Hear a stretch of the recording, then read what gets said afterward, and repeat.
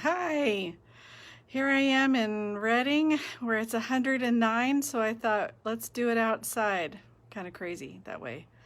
Anyway, it's a perfect climate for the subject that I want to talk about today, and that's shame.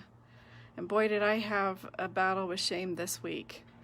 I do this Facebook Live every week, and last week I did one, and every time I said I wish I had a quarter for that, then I would be able to buy a nice meal, probably. I'm hoping I don't do that today. Anyway, the battle that ensued inside myself after dealing with shame of my failure wanted me to just shut down, and I certainly don't want to be here today doing this one because I'm afraid I'm going to do the same thing. But the only way I'm going to get to where I need to get to is to get out there and keep doing it. So it reminded me of how shame affects all of us. Shame wants us to separate ourselves and isolate and stay away from the potential of being seen as a failure, being seen as something awful. Shame tries to tell us that we are something bad instead of like guilt that we've done something bad. Shame accuses, and it wants you to run and hide. And I'm thinking of Adam and Eve in the garden. They experienced it first before anybody else. They had this beautiful place that God gave them, and they only had one rule of what not to do. And what did they do? They broke the rule. And the first thing they did when God showed up for his usual connection time of walking and talking with them in the garden, and Adam said, I was afraid because I was naked, and so I hid myself. And that's what we do. We want to hide ourselves, not only from God, but from each other. We don't want anybody to see us failing or doing something harmful. And I think about all the people that I talk to that shame is that thing that we drop our eyes. We don't want people to see, like, what will they think? I want to hide myself and separate myself from other people. And the very thing that we need the most is connection. Connection is what heals shame. Connection is what says you are valuable, you are worth connecting to, and especially when it comes to God. If we hide in shame from God, then we're cutting ourselves off from the very person who can heal us of shame and the thing that we're ashamed of. So with my shame of performing poorly last week, I was able to have some conversations with God and remember why I do this. That I don't do this so that I can look good and so that you all can tell me what a wonderful person that I am. I do this because I want to provide tools for people and help them.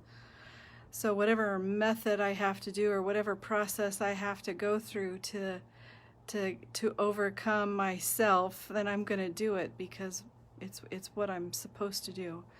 And oftentimes we want to hide away and separate ourselves, and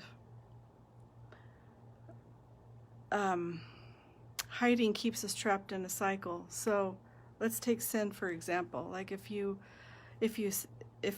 or I sin, then the shame is what comes next, and it says you suck. It's that you suck voice. You don't deserve love, you don't deserve this, you don't deserve that, you need to be punished. And then that's followed by a need to self-comfort. And so oftentimes the sin is the thing that we use to self-comfort. And so then we participate in the sin again to minister to that self-comfort need, which then turns right back into shame because we've done the thing that we don't want to do.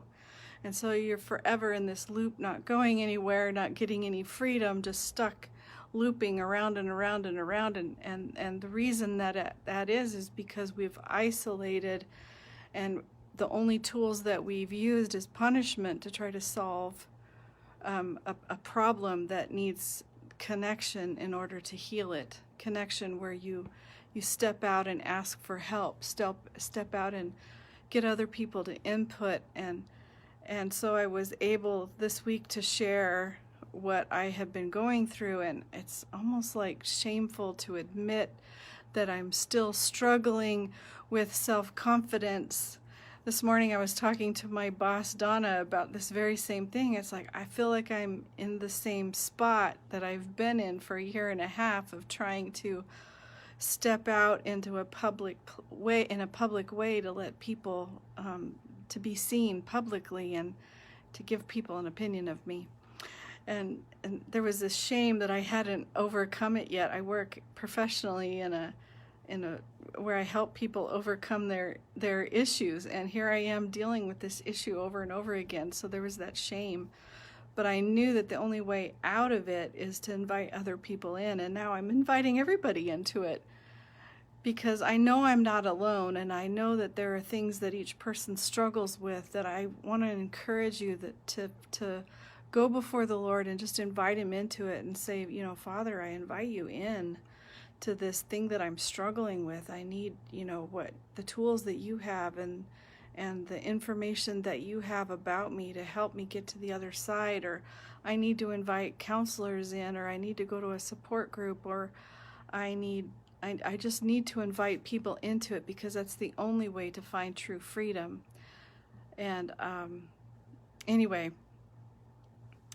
invite God in, invite others in, and ask for help, and admit that we all fall short of what we think we should be, and the only way to move forward is together. So I bless you. I bless that you would find the courage to invite somebody into what you're struggling with. That, God, I just thank you that you have a heart for this person that's watching right now, that you want to bring healing and wholeness to whatever it is that they're dealing with. And I just break the power of shame in your life in Jesus' name. Bless you. Bye-bye.